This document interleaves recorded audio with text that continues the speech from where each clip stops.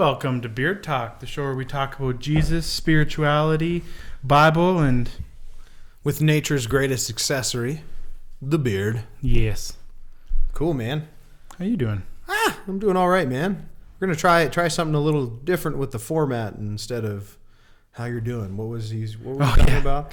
Yeah, I thought we would do... I used to do this with my some of my old small groups and call it the Happy Crappy. where you share one happy moment from the week and then one crappy moment from the week. Well, if it rhymes, it's obviously good. Exactly. So. That's what I thought. All right, short beard first then. Short beard first. Your deal. Yeah. So my happy is it's starting to seem like maybe this summer things might start opening again. Maybe. And my reason...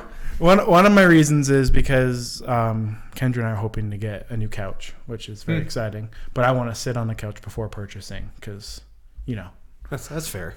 The other reason is because we are hoping to go back to Ontario for a short period of time to visit family and friends. Right. And you kind of need flights to be happening and for them not to be like stupid expensive. Yeah, that's fair. So that's my happy is that there's a good chance that we might be able to go visit family and friends this summer. And then my crappy is last night I slept a solid 5 hours. Boo. Yeah. So I've been very foggy and groggy today. So if I doze off halfway through, just throw something at me. So your happy crappy is foggy groggy? Yeah. That's solidly done. That's killer. Yeah. Oh, man. How about you? What's your happy crappy? All right. Well, happy is introduced, Genevieve and I, my wife and I, introduced our kids to a classic, very important classic artistic film, Honey, I Shrunk the Kids. It's a crucial part of any childhood education, and that was awesome. It's super. Rick Moranis is as good as I remember him. Yeah. Crappy. Well, the back window on my car got stuck open for part of today. Thankfully, it went back up, but driving down Crowfoot or Crowchild with windows open unnecessarily is not a good time. So yeah. You mean you don't like the sound that you have of the window? No. Well, if I sometimes feel like that, just my hearing does that anyway. So just the extra is the extra is a little extra. Yeah. So one of my cars I had didn't have working air conditioning. So. Oh man. And that was when I was living in St. Catharines area. So I was constantly driving back home to visit my parents, which was a 2-hour drive. And right. In the summer, you have to have the windows down. So driving on major highways with that just going for 2 hours straight, it was enough to disorient anything. That just praying no semi-truck chips up a rock through your window. Yeah. Oh, no. Or lays on their horn as they pass you because that scares you every time. Oh my goodness. Yeah, man. Yeah. Yeah, that's me. That's awesome. Well, I think we should jump into our beard seal of approval. Beard seal of approval, eh? All right.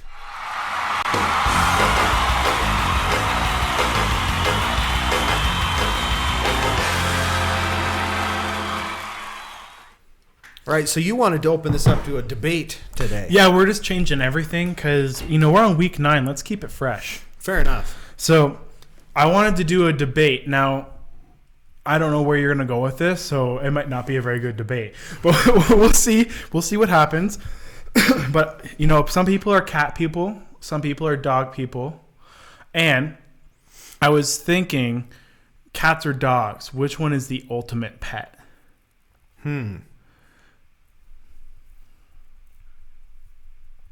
I suppose it depends what you're looking for in a pet. Because if you're wanting a pet to unconditionally love you, maybe not eat you if you die in your apartment. If it seems to me if you're a pet person, that a dog would be the ideal pet for you. I would think that would be the better pet way to go. Yeah. See, for me, I'm a cat person through and through. Okay, I'm gonna need to know why. Well, first of all, I have a weird issue with open mouth chewing, which also heavily directly relates to dogs licking. It's pretty much the exact same sound. Fair enough. So I struggle with that because I know dogs need to lick. That's a part of life. And for me, I've always been like, well, if I don't have a dog, I don't have to listen to it. And that makes life better. But then also on top of that, cats are very independent. See, I like having a pet, but I don't want a pet that always wants me around. I want a pet that like wants me around at convenient times, which sometimes cats don't do that either. But they're much more like, you know, if you wanted to go away for a couple of days, you could just really fill up their food dish and their water and like make sure their litter is extra clean and they would be okay. A dog, you can't do that. A dog's like having a kid. They're with you all the time, nonstop. And they always demand attention. They always want something, which like if that's what you're looking for in a pet, that's great. But for me, I like the independence of a cat that wants cuddles when like it's feeling it. It's just weird, like, because you don't come off as aloof and pretentious. So I wasn't getting the cat vibe, but fair enough. So it sounds like, you know, so the dog is like the codependent relationship, and the cat is like the unhealthy, I only want you when I want you relationship. If you want to spin it that way, sure. Oh, I think it's more as like the cat's the healthy independent, and the dog is the like I need someone or life is horrible. Yeah. You know, I just think if you're a pet person, you might want one that actually likes you. And although, can we just agree that those hairless cats are freaky as all get out? You know, some people say they are cute. I don't see it. I wouldn't want the center of an Egyptian demonic ritual in my house. Like, this doesn't sound like a good time at all. I feel like if you're that allergic to like animal hair, you're destined to not have a pet. By the way, you're talking to two real experts in this matter, you know, on cats and dogs, one who owns rabbits and one who has no pets. So exactly, take it for what it is. This is purely academic. Yeah, and when I was in college, we definitely took a theology on cats and dogs class. Wow. Money well spent?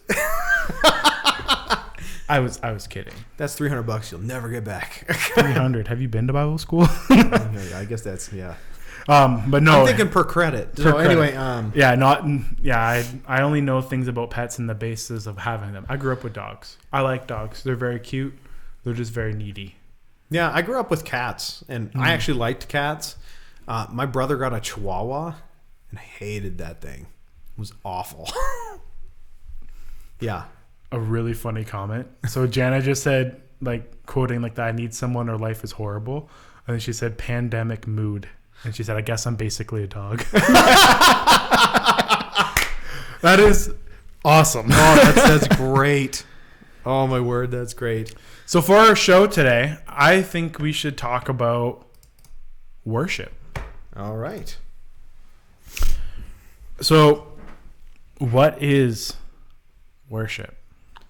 All right, I'm going to let you go first because I want to see where you're going to go with this.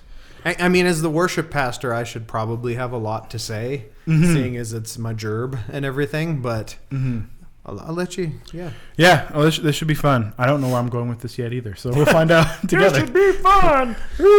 Anyway, Matthew 15, 8 and 9 says, this people honors me with their lips, but their heart is far from me. In vain do they worship me, teaching as doctrines the commandments of men. Now, Jesus is quoting or paraphrasing a section from actually the prophet Isaiah to the Pharisees when they were asking him why the disciples were breaking their traditions. So they like kind of rolled up to Jesus and they're like, yo, so we see your disciples are breaking some traditions, and why? And then Jesus quotes this at them, which is like very heavy-handed. But I wanted to... That's kind of shots fired. Oh, like, for, yeah, you know, that time. You know, Jesus has moments where he just has like no chill. Oh, so man, I've been reading through Luke 6, and it's just like I've decided everything is real talk with Jesus. Yeah. So, but I wanted to read the actual passage that he was quoting. So Isaiah 29 verse 13 says, "And the Lord said, because this people draw near with their mouth and honor me with their lips, while their hearts are far from me, and their fear of me is a commandment taught by men." So based on what I've seen, like through studying the section where Jesus is quoting this, and then also through like looking at kind of what's going on here in the book of Isaiah, which understanding the prophet stuff is it's a big task. But it seems that they're talking about a group of people who are more just kind of following a tradition of worship or a tradition of engagement with God, but their heart really isn't in it. And so when I think about like what is worship, it's that idea of like heart and lips or action and intention. So like the actions that we take are good, but if your heart intention isn't there behind it, then you're really missing out on something. And like Jesus was saying that to the Pharisees, right? Because they're coming up being like, why are your disciples not following our tradition? And Jesus is kind of pushing back on them and saying, well, your tradition is nothing because your hearts aren't in it. And so I kind of like, that's my Cole's note. This is what I think worship is, kind of thing. And again, I'm not an expert on this by any means. I've taken like one worship class in my undergrad. So, well, you've been a human Christian for a while, so I expect you to have something figured out. Lies. Well, I think there's two streams of this that you can look at. One is individual, and the other one is, community, coming together in community. And from the individual perspective, it's hard to put a limit on what worship is, because it really can be anything done with with spiritual intent. You can worship God through your job, through your chores, through just your presence in the world, really. As long as the intention or it's directed in that way. So worship can take now a more intentional, I would view worship as glorifying and connecting with God. And so from an individual perspective, that can be music, prayer, body posture, meditation, retreats, all sorts of things. There are certain practices that are, been handed down generation to generation in the church, in Christian circles and in Christianity as a whole, that kind of focus in on a more worshipful posture, but it's pretty broad for the individual. For the community, that's where it kind of gets a little bit more narrow.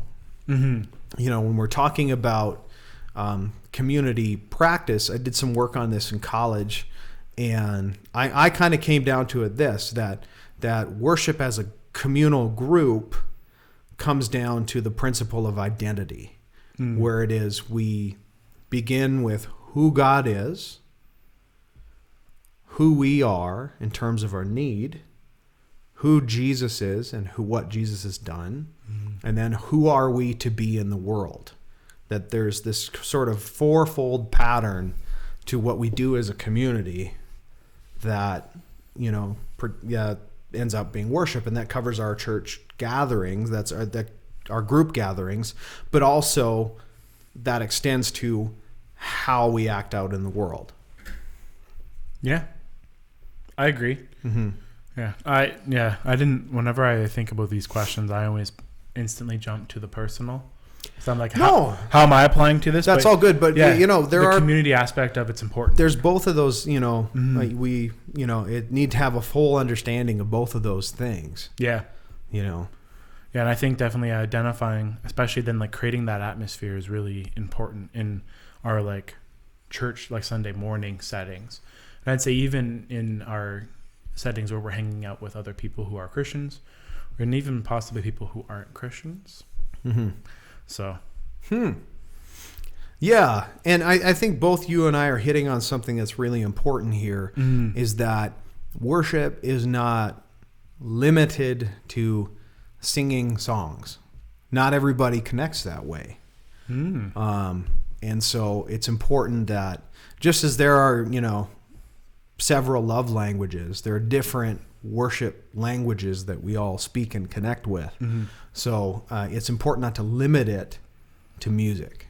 So you're saying, I want to clarify. I just want to clarify. You're saying that worship isn't just a genre. Oh my gosh. That's the worst. It's just the worst. Yeah. Anyway. Yeah. I could sit there for a real long time, but I will say this. It sucks that the record company marketing people got a hold of the term worship and, squeezed the life out of it until it was basically a brand. Yeah. It's just, do you like soft alternative or worship? And it's just like, just turns it into a lifeless nothing. By the way, there's my miniature soapbox. I'm going to hop back off it. Fair enough. Yeah.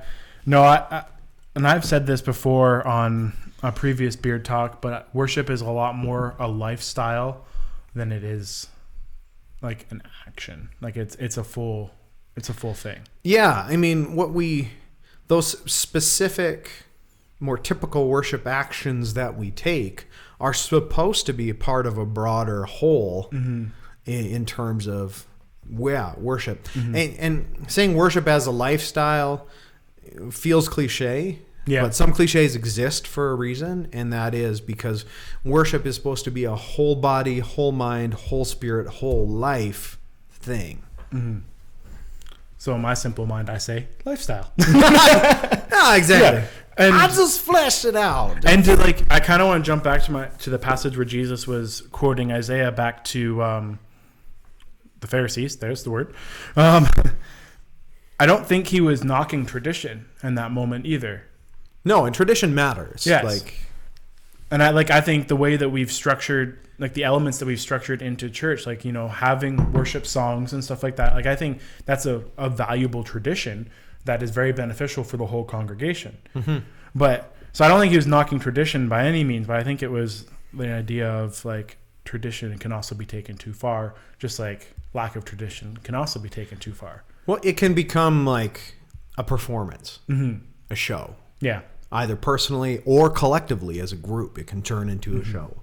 That's why I love it when Jesus talks about practices of prayer and stuff like that, where he says go totally. into a closet and pray to God because God knows your intention behind it, instead of standing on a street corner with your arms raised up to God, screaming about how great you are. Well, I was having a conversation with the head of Vineyard Creative a few years ago because I was working on a project for university, and we were talking about worship videos and how much we hate them.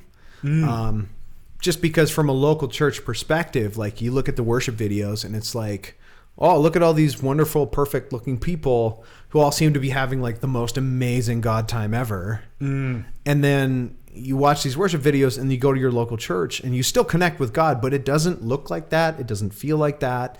And having those sort of perfect experience, perfect production expectations leaves you in a place where you're not able, you can almost become unable to experience God in that community, real, grounded, gritty kind of way. Wait, so you're saying here we go again, that worshiping God isn't just a feeling? Yeah, to quote the old 80s band Boston, it's more than a feeling. Great tune. Sorry, I had to. Those are both really good segue moments. Listen, that once I know I'm talking a lot, but this is kind of my bag, so I expected you to talk. Fair enough. But one of the scriptures I looked at was Amos 5, 21 to 24. This really humbles me as a worship pastor, a worshiper, and a worship leader, where this is God talking here in this passage. It says, I totally reject your religious ceremonies and have nothing to do with your solemn gatherings. You can offer me whole burnt offerings and grain offerings, but I will not accept them. You can sacrifice your finest, fattest young animals as peace offerings. I will not even look up, and stop making that music for me. It's just noise. I will not listen to the melodies you play on your harp. Here's what I want. Let justice thunder down like a waterfall. Let righteousness flow like a mighty river that never runs dry. The whole preceding passage is about how they cheat their workers, oppress the poor, live in mansions while people starve. So this humbles me because it's just like, listen, you can play the harp, but I hate your noise. Just, it's basically put up or shut up. In terms of, does your life, does these worship practices, if they are not transforming you in a way that you become an agent of transformation in the world around you, then I don't want to hear it. That's pretty rough. Yeah. That reminds me of a section in the book of Revelation, actually. The church of Laodicea. Is that the lukewarm thing? Yeah, the lukewarm thing. Yeah. Where it says, like, I would rather you be hot or cold for God, because if you're lukewarm, I'm just going to spit you out of my mouth. Yeah. Which is like one of those, again, like face slap moments. Yeah. And we need to understand all of this in the context of grace, but this is pretty bracing.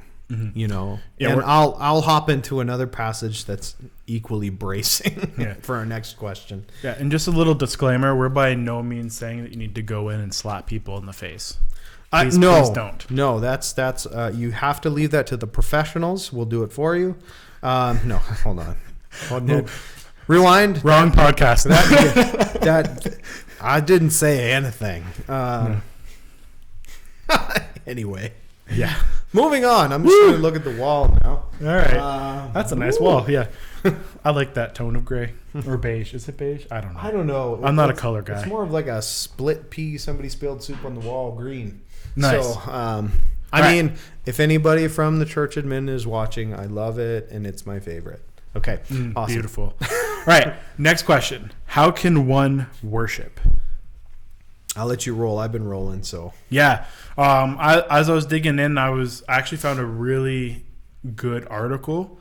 And I feel like I've said that every week for the last couple of weeks, but there's a lot of good articles. It's all good, man. You're the articles guy. Yeah, the article that it came from was called Life, Love, and Jesus, which I think that's a pretty cool blog title. Yeah. And this person just kind of highlighted 10 ways to worship God, and heavily backed it up with Psalms and other sections of scripture. It wasn't just they were saying these are my 10 ways. It was they actually put time and effort into it. So I wanted to share these 10. Again, I don't think this is an exhaustive list where it's these are the only ways, because as you were sharing, personally, you can engage God in worship very differently. But yeah, so here are the 10. Worship God through music, which I think everyone that's ever taken time to worship God would agree with. Worship through prayer. Again, that's another, now that we've got the easy pastor hat ones out of the way. Yeah. Worship through praise and thinking. And I just kind of I wanted to ask you, since you're the local expert on this, at least in this room, what is the difference between praise and music? Well, I would say this, that praise is not solely the domain of music.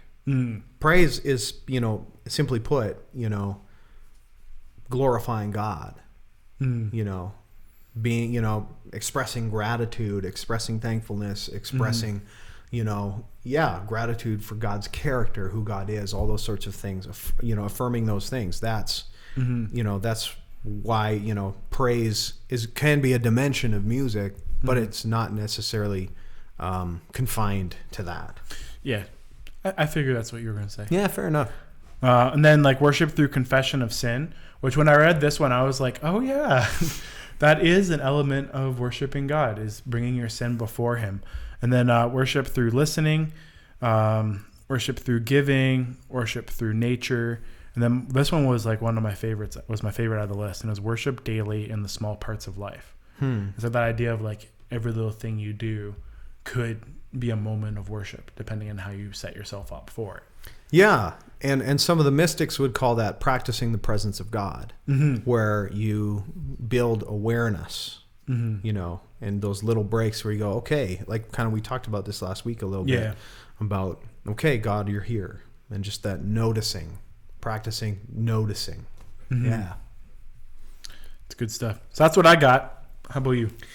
Yeah, I mean, there's a lot of that I gravitate to. One of the reasons why I'm bringing up Isaiah 58 is because, the worship as a lifestyle, I think one of the things that gets lost, and there's this almost this kind of weird disconnect where there are congregations where there's a lot of, there's just, there's just so much praise, and yet they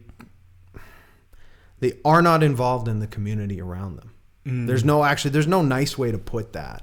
It's just where they do not have a meaningful connection with the community around him. They aren't adding value to their neighborhoods. They are not lifting up the people that Jesus identifies with in the Gospels. And so that's where I gravitate towards things like Amos 5, where it's a lot of noise and it doesn't mean anything. These emotional worship, I'm not knocking emotions. The emotions are an important gateway to experiencing God. We shame emotions far too much in modern Christianity. So don't hear that from me.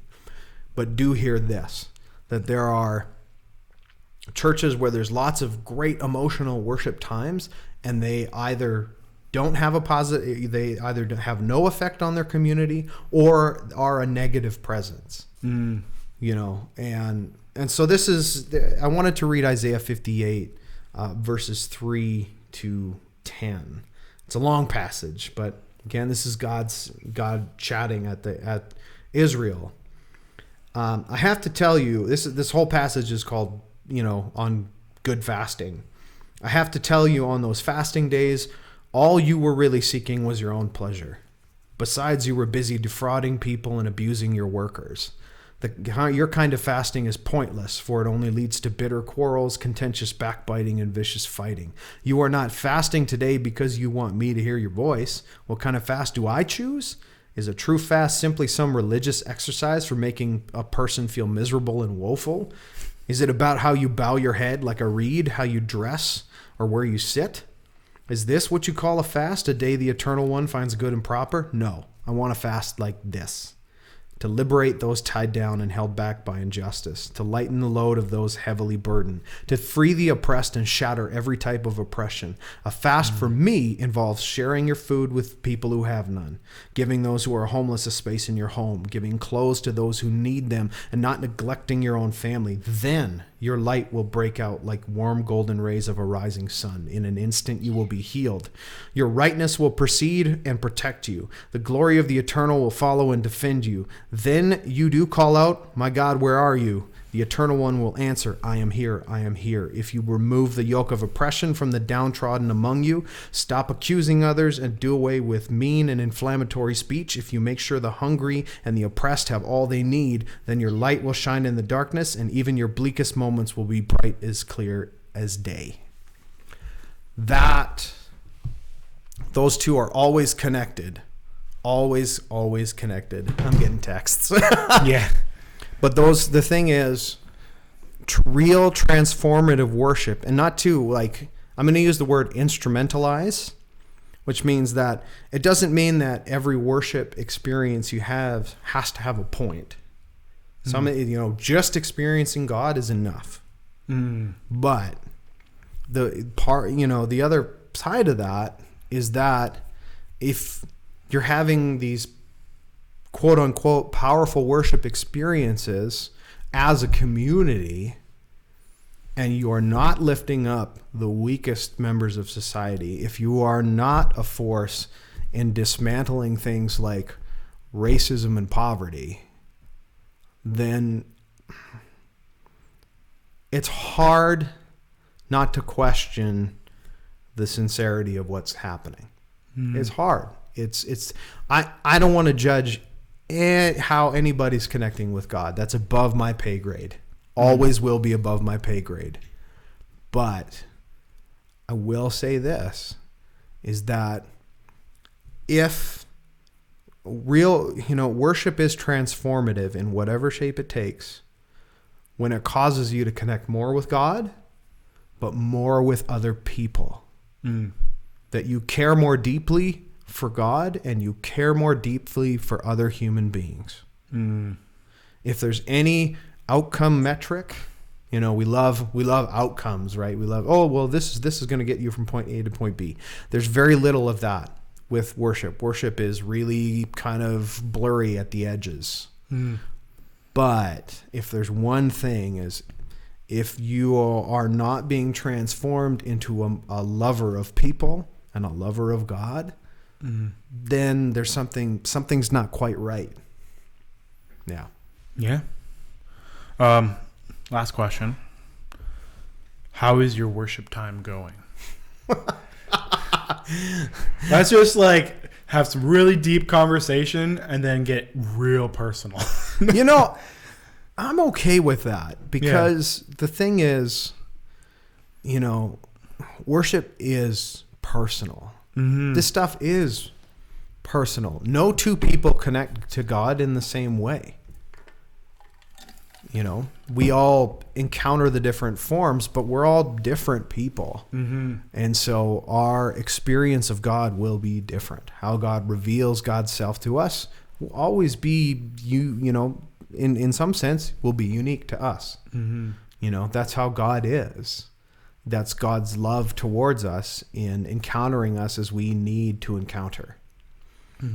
All right, well, yeah, I'm going to take a break from talking. So hop on it, homie. Yeah. For me, honestly, first of all, I feel like I would be a liar if I said it was going really good. Right? Because I always feel like as you're working on your relationship with God, it always needs more work. So my first note was mine still needs work.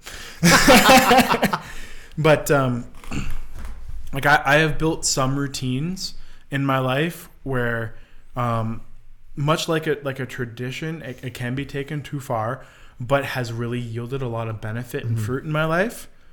But with this social distancing and with everything being so different and me trying to establish good habits again,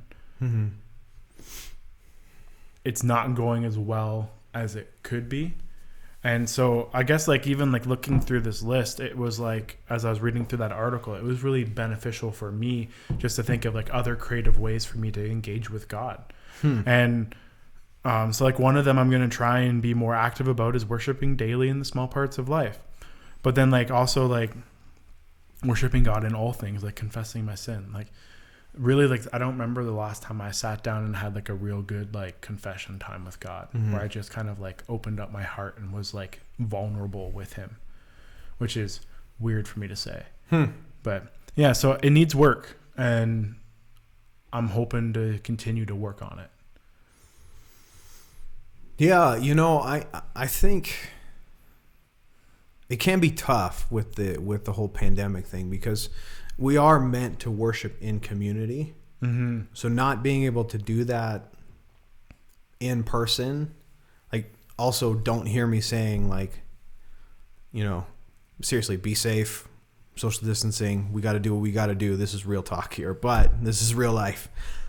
But it's okay to miss that because that is kind of part of how we were designed. One thing that I found out actually was really cool is that singing together actually has physiological, neurological benefit for human beings, which is really cool. I just love those kind of little nuggets, right?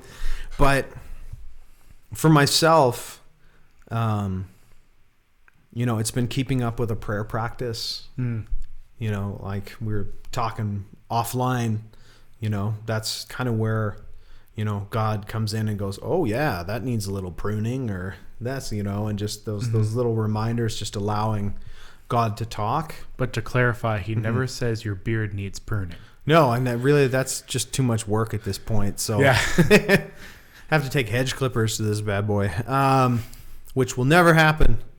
Never happen. This is like the Samson version of a hair. This cuts off, I'll lose all my ability to play instruments. It'll be scary. Oof. Yeah. Sorry to derail you. I'll be Lil Yachty. Anyway, sorry, too soon. Yeah, so I think the prayer practice is going well. I think, the challenge always is, worshiping with people is something I really miss, especially as a leader. Yeah. And the other thing too is, not being at the office very much because of limiting exposure. We're being able to worship through the songs that I play for Sunday worship ahead of time in a private worship time. I don't get to do that as often, and so I find that tough. Yeah. But I mean, overall, I feel more connected to God than I have in a while. That's good.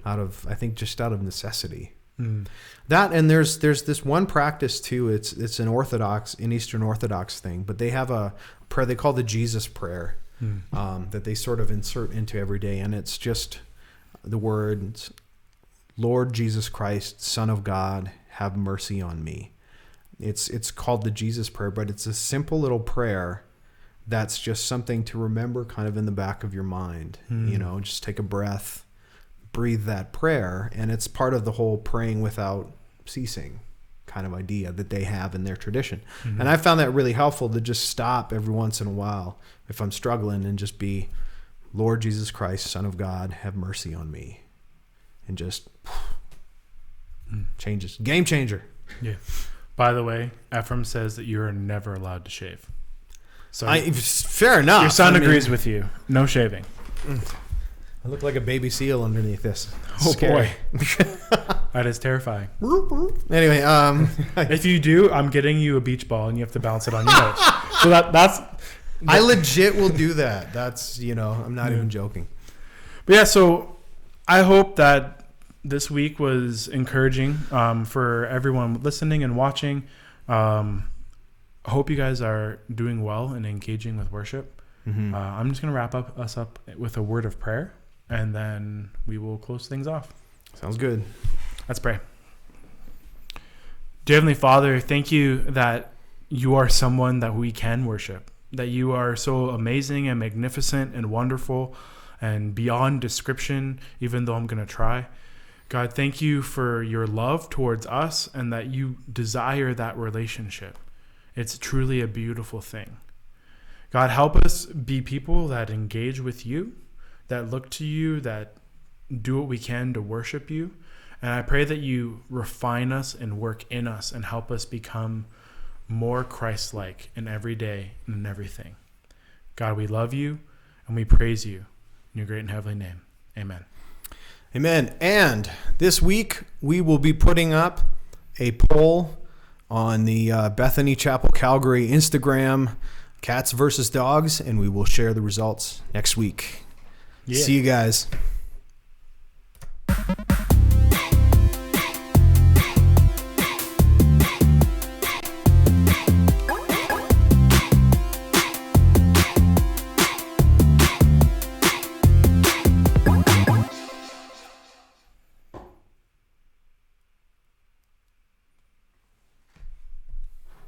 Goodbye, everybody.